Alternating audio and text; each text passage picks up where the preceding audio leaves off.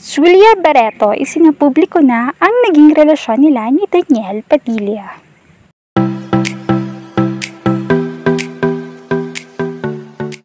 Bukod sa viral ngayon ang upcoming film ng mag-ex-partner at ex-love team na sina Julia Barreto and Joshua Garcia, ay nakisabay sa trending ang pag-amin ni Julia tungkol sa namuong relasyon nila ni Daniel Padilla.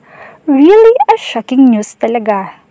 Matatandaan ngang halos buong Pilipinas at maging taga-ibang bansa ay nayanig sa balitang hiwalay na ang Katniel. Madaming babae ang nadawit dito at hindi nakaligtas itong si Barreto na isa sa itinuturong na link sa aktor habang karelasyon si Catherine. Lalo pang na-confirm dahil sa pag-unfollow nila sa isa't isa. Samantala, sa press nga ay na-interview si Julia para sa kanilang upcoming film, Unhappy for You. Dito, nagkwento muna si Julia kung ano ba ang takbo ng movie nila at kung anong dapat nilang mga abangan.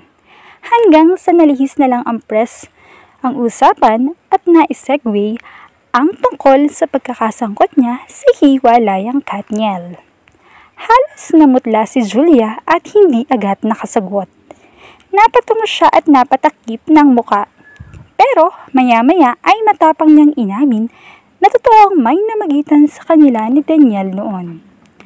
Ayon sa dalaga, ay hindi niya rin daw napigilan ang sarili niya na ma-inlove, lalo pa at dati niya nang gustong makatambal pa si Daniel Padilla, pero hindi nga natuloy dahil ayaw ni Catherine. Kaya naman, noong nagparamdam daw si DJ sa social media, accounts niya ay walang pagdadalawang isip na nag-reply agad ito. Hanggang sa nagkikita na sila ng patago.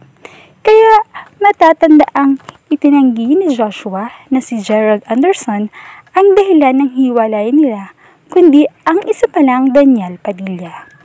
Matatandaan din kasi na nabalitang mayroon daw alitan si Joshua Garcia at Daniel.